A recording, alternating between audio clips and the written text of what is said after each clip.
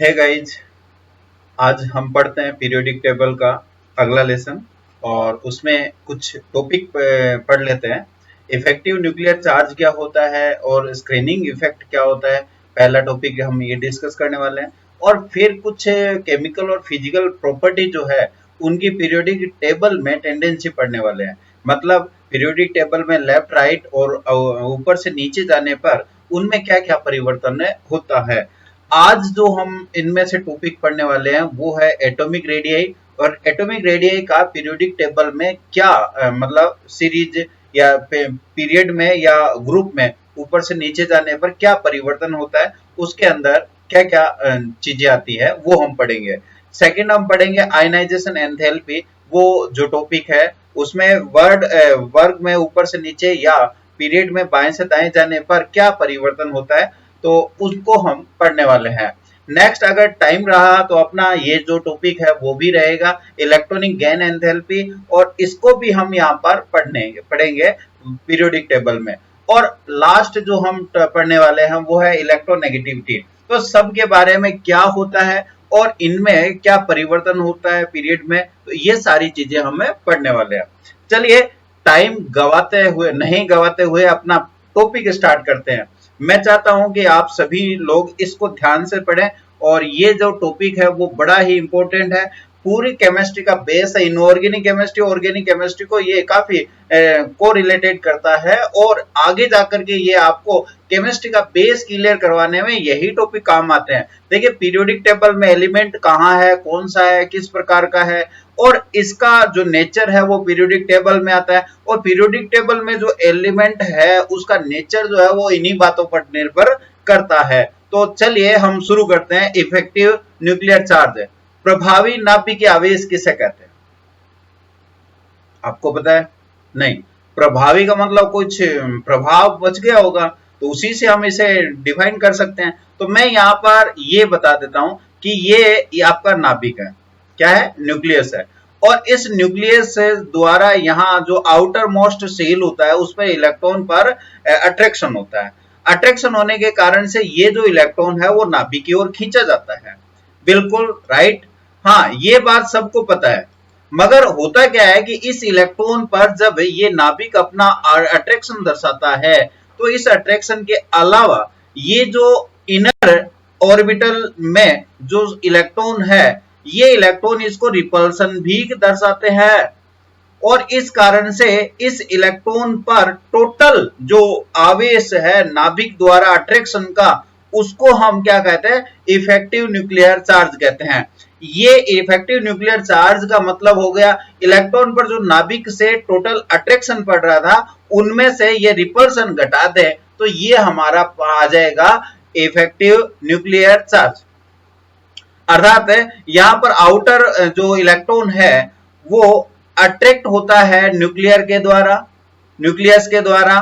और परंतु इसमें जो आउटर मोस्ट से इनर मोस्ट इलेक्ट्रॉन है वो क्या करते हैं, इसको रिपल्सन करते हैं। और इनर जो इलेक्ट्रॉन है वो रिपल्सन करते हैं। तो रिपल्सन के को निकालने के बाद, इस प्रतिकर्षण को निकालने के बाद इस पर टोटल कितना अट्रैक्शन गिर रहा है, कितना अट्रैक्शन आ रहा है, उसी को हम क्या कहते हैं, इफेक्टिव न्यूक्लियर चार्ज कहते हैं, जिसको हम नॉर्मली ZEF से दर्शाते हैं।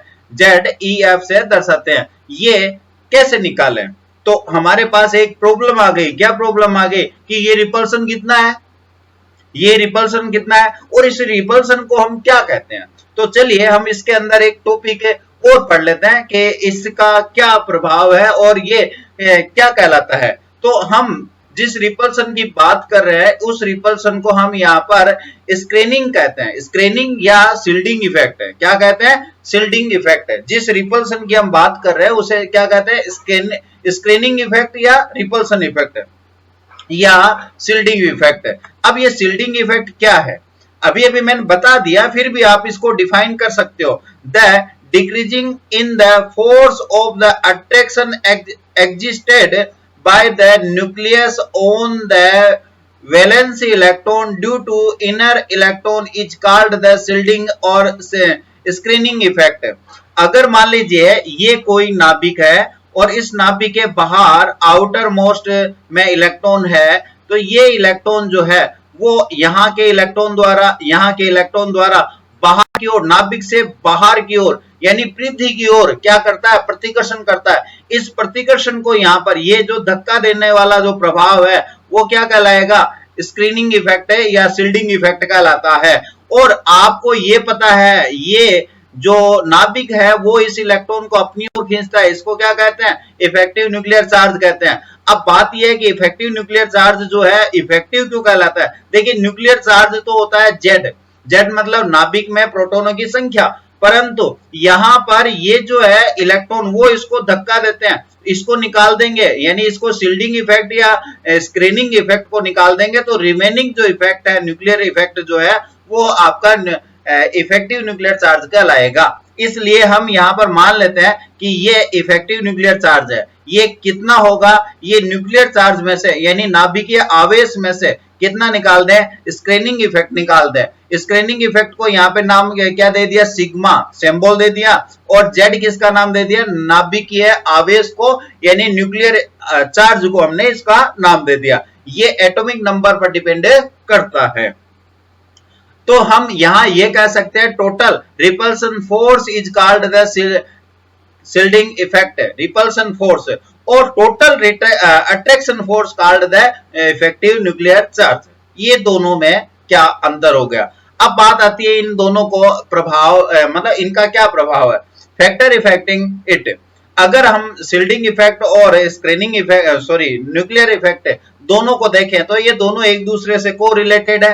पहले देखते हैं न्यूक्लियर इफेक्ट का क्या मतलब होगा, कब ये प्रभावित होगा। न्यूक्लियर इफेक्ट साइज पर निर्भर करता है। अगर एटम की साइज बढ़ेगी तो न्यूक्लियर इफेक्ट कम हो जाएगा। नंबर ऑफ द सेल पर निर्भर करता है। जैसे मान लीजिए ये एटम है, इससे जैसे जैसे सेल बढ़ेगी वैसे वैसे यहाँ पर नंबर ऑफ मतलब सेल का नंबर बढ़ेगा, n बराबर 1 2 3 4, तो यहाँ पर जो इफेक्टिव न्यूक्लियर चार्ज है वो कम होगा और यहाँ पर इफेक्टिव न्यूक्लियर चार्ज जो है वो सबसे ज्यादा होगा।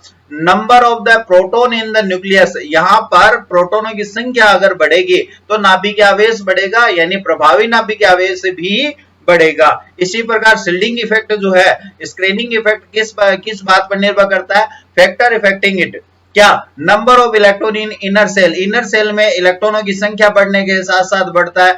और इसको हम यहाँ पर ये भी कह सकते हैं, देखिए एक जो परमाणु है उसके अंदर इनर ऑर्बिटल में जो इलेक्ट्रॉन है वो बाहर की ओर बाह्य आउटर ऑर्बिटल के इलेक्ट्रॉनों को धक्का देता है।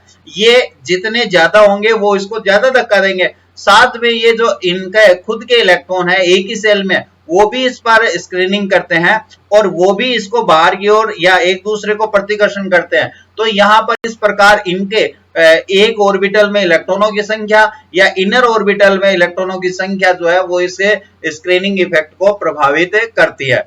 इसको जानने के लिए हम एक रूल पढ़ते हैं। इसके रूल का नाम है शेल्टर रूल। क्या नाम है, शेल्टर रूल। शेल्टर रूल क्या है, शेल्टर रूल से हम ये डिफाइन कर लेते हैं कि कितना शील्डिंग इफेक्ट होता है, किस इलेक्ट्रॉन का होता है। तो इसको समझने के लिए हम यहाँ क्या करते हैं, एक बार परमाणु के संरचना को हम थोड़ा सा डिस्कस कर लेते हैं। ये मान लीजिए आपका यहाँ पर नाभिक है और ये आपके ऑर्बिट है यानी आपका N1 N2 N3 N4 ये मान लीजिए ऑर्बिटल है। अब ये कह रहा है कि अगर मान लीजिए कोई अंतिम इलेक्ट्रॉन आउटर मोस्ट शेल में है तो इसमें यहां दो प्रकार से हम ले सकते हैं। अगर ये N-1 है, ये क्या हो जाएगा N-1, और ये क्या हो जाएगा N-2, और ये क्या हो जाएगा N-3। ये सेल है और ये है N।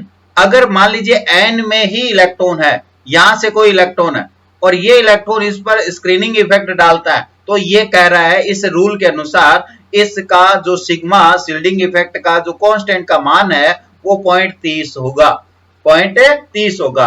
और अगर मान लीजिए मैं ये कहूं कि इसमें कोई इलेक्ट्रॉन है, यहां पर N-1 में कोई इलेक्ट्रॉन है, तो इसका जो मान है वो 0.35 होगा।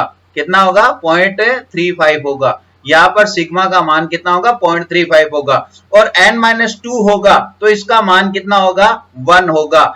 इन बाकी सब को इसको N-1 का n-1 का यहां पर n-1 का 85 होगा। कितना होगा? 85, 0.85। और n-2 और इनका सबका सम्मिलित करके हम यहां पर लिख देते हैं सिग्मा का मान 1।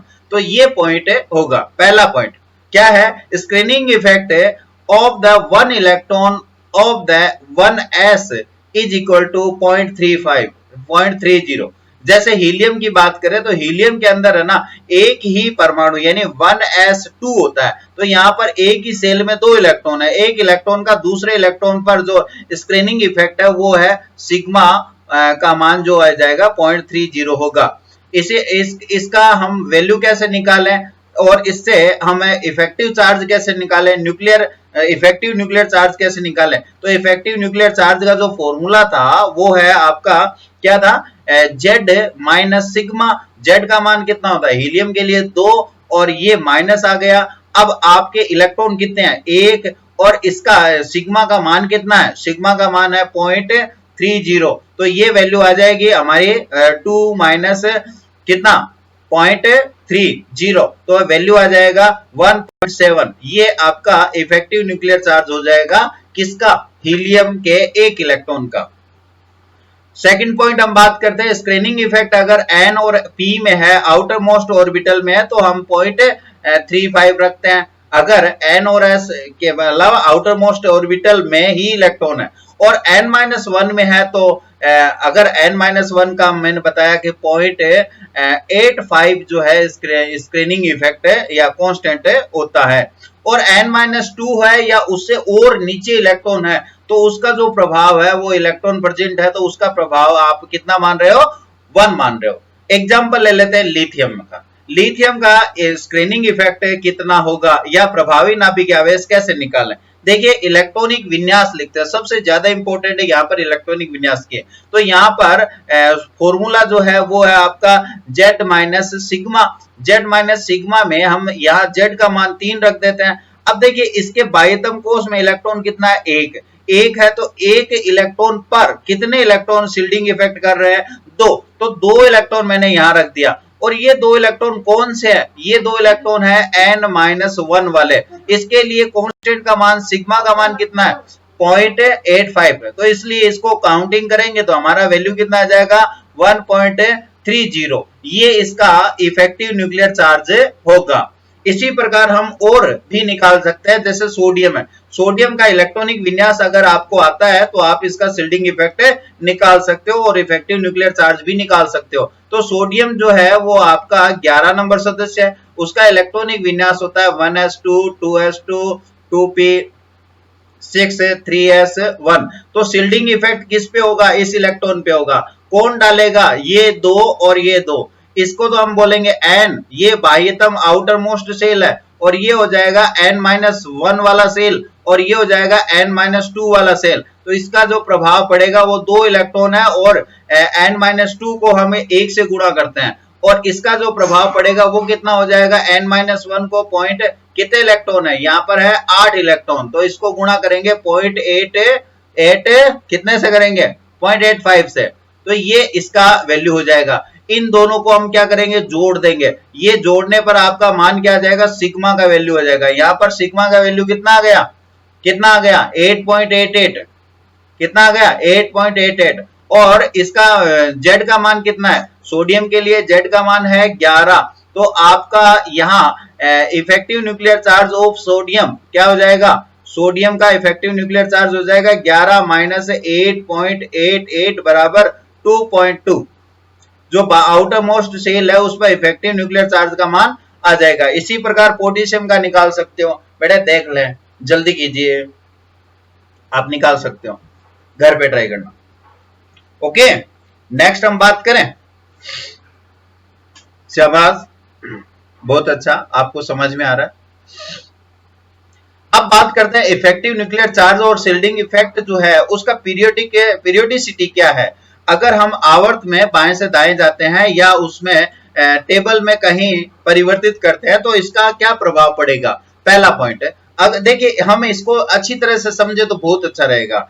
अगर हम from the left to right अगर हम पीरियोडिक टेबल में जाते हैं पीरियोडिक टेबल में अगर लेफ्ट टू राइट जाते हैं, किधर से किधर जा रहे हैं, इसका मतलब पीरियोडिक टेबल में एक पीरियड में इधर से इधर जाते हैं, पीरियड में इधर से इधर जा रहे हैं तो लेफ्ट टू राइट जाते हैं, एल टू आर जाते हैं। ये ध्यान रखना, बार बार में हमें एल टू आर बोलेंगे। 11वीं क्लास में जो बच्चा आता है उनको तो अभी तक दाएं बाएं का पता नहीं रहता, तो आप दाएं से बाएं जाते हो या बाएं से दाएं जाते हो?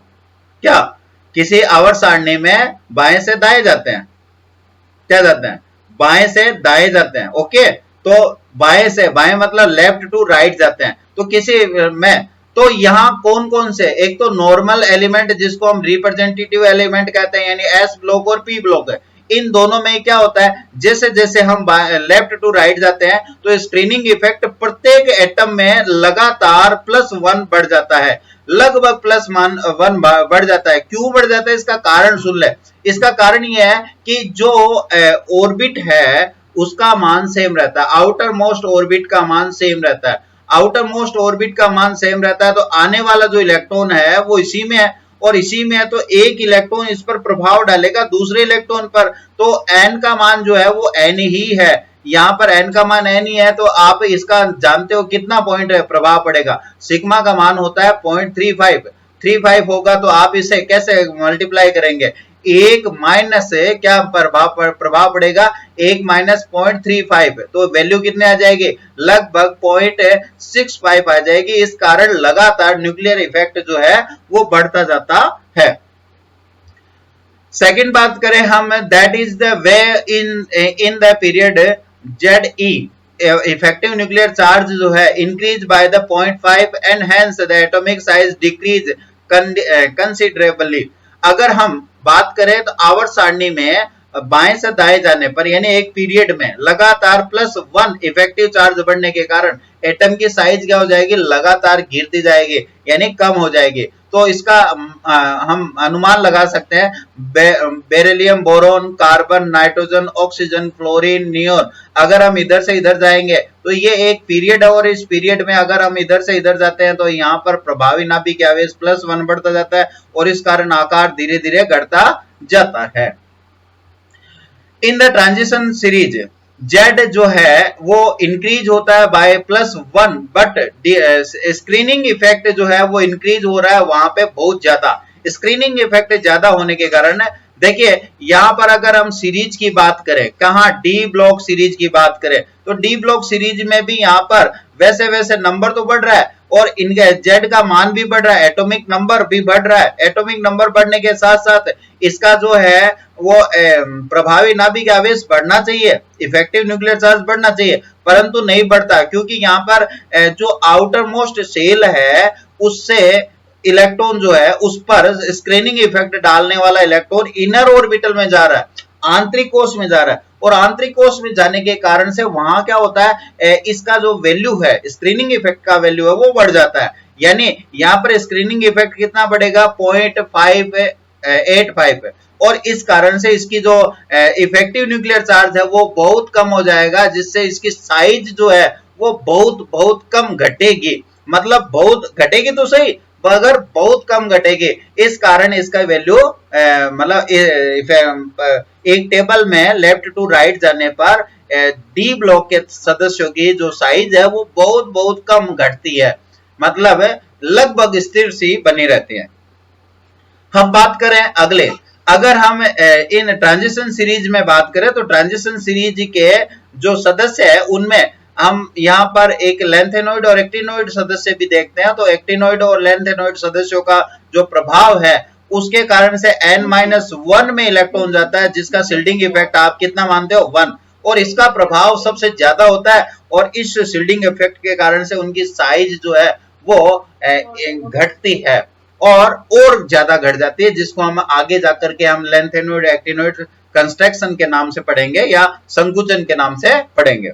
चलिए हम यहाँ पर इनका एक पीरियोडिक टेबल में वैल्यू देख लेते हैं, किसका, इफेक्टिव न्यूक्लियर चार्ज का। अगर हम स्कैंडियम, टाइटेनियम, वेनेडियम, क्रोमियम इनको देखते हैं तो ये एक ही पीरियड के सदस्य है और इन पीरियड में इफेक्टिव न्यूक्लियर चार्ज का मान जो है वो 3, 3.5, यहाँ पर इफेक्टिव न्यूक्लियर चार्ज का मान जो है लगातार बढ़ रहा है तो साइज क्या हो रही है, घट रही है। परंतु इतना नहीं बढ़ रहा जितना कि पी ब्लॉक में बढ़ता है या एस ब्लॉक में बढ़ता है, इसलिए इसकी वैल्यू जो है बहुत ज्यादा नहीं बढ़ती।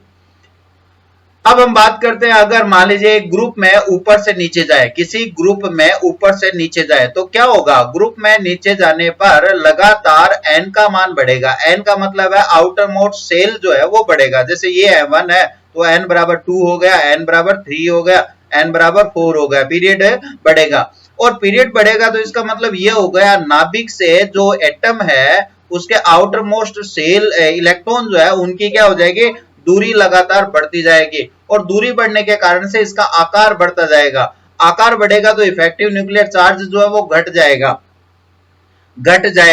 और इस पर मतलब घटेगा क्योंकि बाह्यतम कोश जो है उस पर इलेक्ट्रॉन बहुत दूर हो जाता है और उससे इफेक्टिव न्यूक्लियर चार्ज का मान घट जाता है। मगर प्रत्येक पीरियड के लिए यह लगभग कांस्टेंट रहता है, उसकी वैल्यू हम इस प्रकार से लिख सकते हैं। जैसे लिथियम है, लिथियम के लिए 1.30 होता है, 2.20 होता है, या इसका पोटेशियम का 2.20 होता है, इसका लगभग स्थिर सा रहता है। तो ये जो है वैल्यू एक पीरियड के लिए इफेक्टिव न्यूक्लियर चार्ज का मान लगभग स्थिर रहता है। तो ये यहां पर सबसे ज्यादा पीरियड में प्रभाव डालता है। अगला जो पॉइंट है वो हम पढ़ेंगे, अगला जो पीरियड है वो हम पढ़ेंगे periodic trend in the property of the element. अगर हम किसी टेबल में बाएं से दाएं जाते हैं तो एटॉमिक रेडियाई में क्या प्रभाव पड़ेगा, आयनाइजेशन एनर्जी में क्या प्रभाव पड़ेगा, इलेक्ट्रॉनिक गेन एंथैल्पी में क्या प्रभाव पड़ेगा, और इलेक्ट्रोनेगेटिविटी में क्या प्रभाव पड़ेगा, इन सब को हम पढ़ने वाले हैं। इनको हम दो कैटेगरी में पढ़ेंगे, एक है फिजिकल प्रॉपर्टी और एक है केमिकल प्रॉपर्टी। फिजिकल जो प्रॉपर्टी है उसको हम किस प्रकार से डिफाइन करें। देखिए, अगर किसी एटम का आकार है या उसकी साइज है या उसका वॉल्यूम है या उसकी डेंसिटी है, तो उन सब को हम क्या बोलते हैं, फिजिकल प्रॉपर्टी में काउंट करते हैं। और केमिकल प्रॉपर्टी में हम बॉन्ड टूटता है नहीं टूटता है, बॉन्ड एंथैल्पी कितनी है, वो हम इसमें केमिकल प्रॉपर्टी में पढ़ेंगे। तो यहाँ पर हम कुछ ही टॉपिक यहाँ कवर कर पाएंगे, एटॉमिक रेडियाई, आयनाइजेशन एंथैल्पी और इलेक्ट्रॉन गेन एंथैल्पी जो होता है उतना हम कवर करने की कोशिश करते हैं। पहला टॉपिक लेके चलते हैं हम एटॉमिक रेडियाई। सबसे पहले हम ये जान लेते हैं कि एटॉमिक रेडियाई किसे कहते हैं या परमाणुविक त्रिज्या होती क्या है। देखिए, अगर मैं यहां पर ये कहूं कि एक परमाणु जो है उसके आउटर मोस्ट सेल में एक इलेक्ट्रॉन है, और इस इलेक्ट्रॉन को अगर हम यहां से डिस्टेंस मापे नाभिक से, तो आउटर मोस्ट सेल में जो इलेक्ट्रॉन क्लाउड है जहां पर इलेक्ट्रॉन पाए जाने की संभावना अधिकतम है, उससे लेकर के नाभिक के सेंटर पॉइंट तक की जो डिस्टेंस है वो आप यहां पर एटॉमिक रेडियाई कहते हो। यानी atomic radii outer most electron और नाभिक के सेंटर पॉइंट के बीच तक की जो डिस्टेंस होती है वो एटॉमिक रेडियाई होती है। इसको एंगस्ट्रॉम में या नैनोमीटर में मापते हैं। अब बात आती है, अगर हम अकेले परमाणु की त्रिज्या मापना चाहें तो ऐसा पॉसिबल नहीं है, क्योंकि आइसोलेटेड एटम जो होता है उसकी न्यूक्लियाई जो है उससे लेकर के आउटर मोस्ट सेल तक की डिस्टेंस मापना इम्पॉसिबल सा है। इसलिए हम इसको कई मतलब पॉइंटों में पढ़ते हैं और एवरेज जो एटॉमिक रेडियाई है उसको हम निकालते हैं। एटॉमिक रेडियाई क्या है? It is the distance from the nucleus to the outermost electron or up to the point at which the probability of the finding of electron is the maximum। तो इस distance को हमने atomic radii कहा। अब बात आती है, इसको कई मतलब पॉइंट में पढ़ते हैं, जैसे कोवलेंट रेडियाई। कोवलेंट रेडियाई का मतलब हो गया कुछ कोवलेंट कंपाउंड्स होते हैं उनके अंदर अगर हम परमाणुविक त्रिज्या मापते हैं तो उसको हम क्या कहेंगे, कोवलेंट रेडियाई। अगर कोवलेंट रेडियाई को मापते हैं तो दो प्रकार से मापते हैं। एक होता है होमोन्यूक्लियर डाइएटॉमिक मॉलिक्यूल्स में, अगर एक समान दो परमाणु है और वो आपस में जुड़े हुए हैं तो इन दोनों परमाणुओं के नाभिकों के बीच की दूरी का आधा मान जो है वो आपका क्या कहलाएगा, यहाँ पर एटॉमिक रेडियाई कहलाएगा। देखिए, ये दो डाइएटॉमिक मॉलिक्यूल्स है जो होमोन्यूक्लियर अगर मान लीजिए इन दोनों के नाभिकों के बीच की दूरी हम आसानी से ज्ञात कर सकते हैं, तो इनकी दूरी का आधा मान क्या हो जाएगा, इनके एटॉमिक रेडियाई कहलाएगी। अगर मान लीजिए हेटेरोन्यूक्लियर है, अगर इनके नाभिक जो है वो अलग अलग है, एक जैसे मान लीजिए हाइड्रोजन है, एक क्लोरीन है, या फिर दो अलग अलग एटम है, दोनों एटम के बीच की जो डिस्टेंस है उससे हम यहाँ पर डायटोमिक न्यूक्लियाई को माप तो सकते हैं, परंतु हम इसको कैसे मापे, इसको मापने के लिए हमारे पास एक नया फॉर्मूला है, वो है distance between the A and B. A and B के बीच की जो डिस्टेंस है वो हम पहले मापते हैं। उसको मापने के लिए एटॉमिक रेडियाई ए और एटॉमिक रेडियाई बी दोनों को जोड़ देते हैं और minus 0.09 into x delta x को घटा देते हैं। ये एक्स क्या चीज है, यहाँ पर एक्स है इनका इलेक्ट्रोनेगेटिविटी, यानी प्रत्येक एटम की इलेक्ट्रोनेगेटिविटी का जो डिफरेंस है उसको हम यहाँ पर इससे गुणा करके बताते हैं। तो ये दो एटम है, दोनों एटम की इलेक्ट्रोनेगेटिविटी का जो अंतर आएगा उसको हम डेल्टा एक्स कहते हैं और इसको हमें 0.09 से हम मल्टीप्लाई करते हैं और जो वैल्यू आएगी उसको माइनस करते हैं इन दोनों के एडिशन से, तो ये हमारे पास डिस्टेंस आ जाएगी और इससे हम आप मतलब कोवेलेंट रेडियाई आराम से निकाल सकते हैं। अब चलते हैं बात मेटेलिक रेडियाई की। मेटेलिक रेडियाई मतलब धातु के अंदर परमाणु है तो उस परमाणु की त्रिज्या को कैसे ज्ञात करते हैं। हम ये जानते हैं कि धातु जो होता है वह इलेक्ट्रॉन के समुद्र के अंदर धनायनों की डूबने से बना होता है, ऐसा ये कंसेप्ट है फ्री इलेक्ट्रॉन थ्योरी जो मेटेलिक एटम के लिए है या मेटल के लिए। यहाँ पर यह माना जाता है कि जो एटम है वो अपने मैक्सिमम इलेक्ट्रॉन त्याग कर एक धनायन बना लेता है और इन धनायनों के बीच मतलब दो धनायनों के नाभिकों के बीच की डिस्टेंस का जो आधा मान है वो हम यहाँ पर इसके धनायन की त्रिज्या मान लेते हैं। तो ये एटॉमिक रेडियाई भी यहाँ पर वही होगी जैसे कि आपकी कोवेलेंट में होमोन्यूक्लियर जो नाभिक था, एटम था, उसमें डायटोमिक मॉलिक्यूल्स था, ठीक उसी प्रकार। तो यहाँ पर इसे कैसे डिफाइन करें, it is the defined as the half of the intermolecular distance separating two adjacent metal atom in the metal lattice। तो यहाँ ये जो डिस्टेंस है, दो एडजस्टेड जो परमाणु है उनके केंद्र के बीच की दूरी का आधा मान जो है वो मेटेलिक रेडियाई कहलाएगा। जैसे आयरन है, सोडियम है, इन सब में हम इसको मेटेलिक रेडियाई का मान निकालते हैं। यहाँ एक प्रॉब्लम है, क्या प्रॉब्लम है कि जो धातु होता है वह अपनी मैक्सिमम ऑक्सीडेशन अवस्था में रहता है और आप जानते हो कि इलेक्ट्रॉन निकालने पर उसका आउटर मोस्ट शेल जो है वो खत्म हो जाता है, इसलिए इस परमाणु की जो त्रिज्या आएगा, जो रेडियस आएगा वह रेडियस कम आएगा और कोवेलेंट बॉन्ड की रेडियस जो है वो ज्यादा आएगी। नेक्स्ट हम बात करते हैं वान डेर वाल्स रेडियाई की। वान डेर वाल्स ने मतलब वान डेर वाल्स बॉन्डेड जो मॉलिक्यूल्स है उनके रेडियाई का निकालने का मतलब तरीका बताया था। इनका मतलब क्या है वो मैं बता देता हूं। अगर दो मॉलिक्यूल्स है, ये मॉलिक्यूल्स आपस में एक दूसरे से वान डेर वाल्स बंध द्वारा जुड़े हुए हैं तो इनके एडजस्टेड पॉइंट है, जैसे मान लीजिए एक मॉलिक्यूल्स ये है और दूसरा मॉलिक्यूल्स ये है और इन मॉलिक्यूल्स के बीच का जो सेंटर पॉइंट है उनके बारे में हम बात करें तो इनमें एक जैसे जो परमाणु है वो अगर वान डेर वाल्स बंध से बंधे हुए हैं, निकटतम बंधे हुए हैं और इनके बीच की जो दूरी है उनका आधा वैल्यू जो है वो यहाँ पर हम क्या कहेंगे, वान डेर वाल्स त्रिज्या कहेंगे।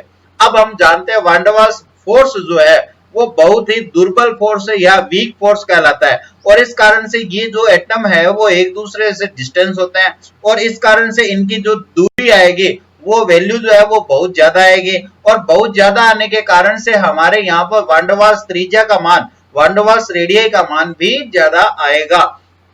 तो हम ये कह सकते हैं कि वान डेर वाल्स रेडियाई जो है, radii of van der Waals radii जो है वो सबसे ज्यादा आती है और कोवेलेंट रेडियाई जो है वो उससे थोड़ी ज्यादा आती है, कोवेलेंट रेडियाई। और सबसे कम जो आती है वो कौन सी आएगी, मेटेलिक रेडियाई। मेटेलिक रेडियाई जो है वो सबसे कम आती है। तो यहाँ पर इस बात को हमें अच्छी तरह से ध्यान रखना है। अब बात आती है आयनिक रेडियाई। तो आयनिक रेडियाई जो है वो एक अलग तरीके से हम ज्ञात करते हैं और उसको हम अलग पॉइंट में डिस्कस करेंगे। नेक्स्ट हम पढ़ते हैं variation of the atomic size. Atomic size यानी एटॉमिक रेडियस की वैल्यू जो है वो घटती या बढ़ती है, कब घटती है कब बढ़ती है, किसी पीरियड में दाएं से बाएं जाने पर या टॉप टू बॉटम जाने पर क्या परिवर्तन होता है, उसी को हम देखते हैं। सबसे पहले हम बात करें पीरियोडिक टेबल में दाएं से बाएं या बाएं मतलब लेफ्ट टू राइट की हम बात करें तो यहां पर क्या हो रहा है, एटॉमिक नंबर बढ़ रहा है, सेल वही है और इफेक्टिव न्यूक्लियर इफेक्टिव जो चार्ज है वो बढ़ रहा है, प्रभावी नाभिक आवेश बढ़ रहा है, आकार में कमी आ रही है। क्या इफेक्टिव आपने अभी अभी पढ़ा था, क्या पढ़ा था, नाभिकीय आवेश, प्रभावी नाभिकीय आवेश का मान जो है वो लगातार क्या होता जाएगा, बढ़ता जाएगा और बढ़ने के कारण से त्रिज्या के मान में क्या हो जाएगी, कमी आ जाएगी। तो मोस्टली हम क्या देखते हैं कि अगर left to right periodic table में जाते हैं किसी पीरियड में तो नाभिक का आकार जो है, नाभिक के आवेश जो है, प्रभावी नाभिक आवेश वो बढ़ने के कारण से साइज में या एटॉमिक साइज में या एटॉमिक रेडियस में कमी आती है। और अगर हम ऊपर से नीचे जाते हैं किसी पीरियड में, किसी ग्रुप में, वर्ग में टॉप टू बॉटम जाते हैं तो यहाँ पर लगातार क्या होता है, आपको पता होगा इफेक्टिव न्यूक्लियर चार्ज तो लगभग कांस्टेंट रहता है, परंतु एटॉमिक नंबर बढ़ने के साथ साथ या सेल नंबर बढ़ने के साथ साथ यहाँ पर क्या हो जाएगा, जो साइज ऑफ एटम है वो इंक्रीज हो जाएगी। तो यहाँ देखिए अगर मान लीजिए लिथियम से beryllium, boron, carbon, nitrogen, oxygen, इस प्रकार से मैं जाता हूं तो यहाँ पे साइज में क्या परिवर्तन हो रहा है, यहाँ साइज लगातार घट रही है, 152, 111, 88, 77, 74, ये यहाँ पर एक थोड़ा सा परिवर्तन आ रहा है। मैं इसका जो कारण है वो अभी अगले पॉइंट में बताने वाला हूं, जस्ट अभी बताने वाले हैं। आपको यहाँ पे भी बता सकते हैं, क्यों नहीं बता सकते, चलिए अभी बात कर लेते हैं। देखिए यहां पर कार्बन और कार्बन जो है और नाइट्रोजन जो है उसके अंदर यहाँ पर साइज का मान जो है वो कम हो रहा है, यहाँ से बिल्कुल हो रहा है, 77 है, 74 है, 66 है, तो हम इसका साइज में कोई परिवर्तन, लगातार कमी आ रही है। और इसी प्रकार sodium, magnesium, aluminium, silicon, phosphorus, sulphur, chlorine में हम देखते हैं तो इसकी साइज में भी लगातार कमी आ रही है। तो ये एक पीरियड की बात हो गई। For the D block element the atomic radius initially decrease होती है, then the remaining the constant और फाइनली जो है वो इंक्रीज हो जाती है। यहाँ पर इसकी साइज में काफी वेरिएशन पाया जाता है। तो एटॉमिक रेडियस जो है वो डी ब्लॉक में यह स्थिर नहीं रहती। इसका कारण एक तो है आपका जो आउटर मोस्ट इलेक्ट्रॉन है वो उस पर स्क्रीनिंग इफेक्ट पड़ता है इनर ऑर्बिटल इलेक्ट्रॉन का, और इसके अलावा यहाँ पीरियड सेम होता है और स्क्रीनिंग इफेक्ट का मेन प्रभाव पड़ने के कारण से ये सारा परिवर्तन होता है। मगर मोस्टली ये एक पीरियड में ऊपर लेफ्ट टू राइट जाने पर इसका मान जो है वो लगातार घटता है। नेक्स्ट हम बात करें एटॉमिक साइज जो है वो इंक्रीज होती है top to down in the group. अगर हम वर्ग में ऊपर से नीचे जाते हैं तो हमारी ये जो साइज है वो लगातार वृद्धि होती है। वृद्धि होने का कारण क्या है, वृद्धि होने का कारण है लगातार पीरियड का नंबर बढ़ना या पीरियड संख्या बढ़ने। जैसे लिथियम से लेके हम सोडियम, पोटेशियम, रूबिडियम और सीजियम तक की बात करें तो लगातार यहाँ पर वर्ग आउटर मोस्ट सेल जो है वो बढ़ रही है, और आउटर मोस्ट सेल बढ़ने के साथ साथ यहाँ पर ये देखिए N1 है, ये N2 है, N2 कहाँ पर है, लिथियम में, और यहाँ पर N3 है, ये कौन है, सोडियम है। तो ये 3 आते ही ये क्या हो गया, बढ़ गया, और ये पोटेशियम में N बराबर 4 आ जाता है, N बराबर 4 आ जाएगा तो ये और साइज बढ़ जाएगी। इस प्रकार से यहाँ पर N का मान जो है कितना आ जाता है, ये यहाँ पर 4 आ रहा है, 5 और 6। तो जैसे जैसे ये साइज बढ़ती है, जैसे जैसे पीरियड बढ़ता है, आउटर मोस्ट बढ़ता है, तो उसमें क्या होता है, ये इसी प्रकार आप हेलोजन परिवार में भी आप इसी को देख सकते हो। अब यहाँ पर एक बात आती है, क्या इनर ऑर्बिटल जो है, सॉरी इनर्ट गैस जो है उनकी साइज की बात करें तो हाँ बिल्कुल इनकी साइज सबसे बड़ी होती है। अपने जो पीरियड है उस पीरियड के सभी सदस्यों में से इनकी साइज सबसे ज्यादा बड़ी होती है, जबकि हम जानते हैं कि आपके लेफ्ट टू राइट अगर हम पीरियड में जाते हैं तो साइज लगातार डिक्रीज होती है, और डिक्रीज होने के साथ साथ यहाँ पर अंतिम जो सदस्य है वो फ्लोराइड है, और फ्लोराइड फैमिली जो है उनके सदस्यों का हेलोजन परिवार के सदस्यों की साइज सबसे कम होती है अपने पीरियड में। मगर जैसे ही आप हेलोजन से वर्ग नंबर 17 से 18 में आते हो तो इनर्ट गैस आती है, और इनर्ट गैस की साइज अचानक ज्यादा हो जाती है। क्यों? इसका कारण यह है कि इनर्ट गैस जो है वो बंध नहीं बनाते, और इसकी हम मोस्टली वांडरवाल्स त्रिज्या निकालते हैं, वांडरवाल्स त्रिज्या निकालते हैं, और वांडरवाल्स त्रिज्या का मान मोस्टली सबसे ज्यादा आता है। एक और पॉइंट हम यहां पर डिस्कस कर लेते हैं कि जो डी ब्लॉक एलिमेंट है the tend in the atomic radii, इनकी एटॉमिक रेडियाई जो है वो इस क्रम में होती है। यहां पर हम दोबारा देख लेते हैं। यहां पर मान लीजिए 3D श्रेणी है, 3D सीरीज है, और 4D सीरीज है, और यहां पर 5D सीरीज है। तो यहां पर एक ग्रुप में ऊपर से नीचे आने पर एटॉमिक रेडियाई का मान बढ़ना चाहिए, बिल्कुल बढ़ना चाहिए, मगर यहां क्या होता है, बहुत कम बढ़ता है, बहुत कम बढ़ता है। और मैं तो ये कहूंगा कि 4D सीरीज जो है वो उसकी एटॉमिक रेडियाई और 5D सीरीज की एटॉमिक रेडियाई लगभग एक जैसी या बराबर हो जाती है। उसका कारण क्या है? उसका कारण हम यहाँ पे ये पढ़ते हैं कि अगर हम 5D सीरीज को देखें तो 5D सीरीज के पहले सदस्य जो है वो लेंथेनोइड सदस्य आते हैं, और लेंथेनोइड में लेंथेनोइड जो होते हैं उनमें n-2 के f उपकोष यानी सब सेल में 14 इलेक्ट्रॉन भरे जाते हैं, जिसका से जो स्क्रीनिंग इफेक्ट है वो बहुत ज्यादा हो जाता है, और इस कारण से इनका जो एटॉमिक जो इफेक्टिव न्यूक्लियर चार्ज है वो बढ़ जाता है, और इफेक्टिव न्यूक्लियर चार्ज बढ़ने के कारण से यह आउटर मोस्ट इलेक्ट्रॉन नाभिक जो है वो आउटर मोस्ट इलेक्ट्रॉन को बहुत आसानी से खींच लेता है, और यही कारण है कि इनकी जो साइज है वो एटॉमिक रेडियस जो है वो घट जाती है। तो ये इसका कारण है रहेगा। नेक्स्ट अब बात करते हैं आयनिक रेडियाई की। बेटे आयनिक रेडियाई क्या है? Ionic radii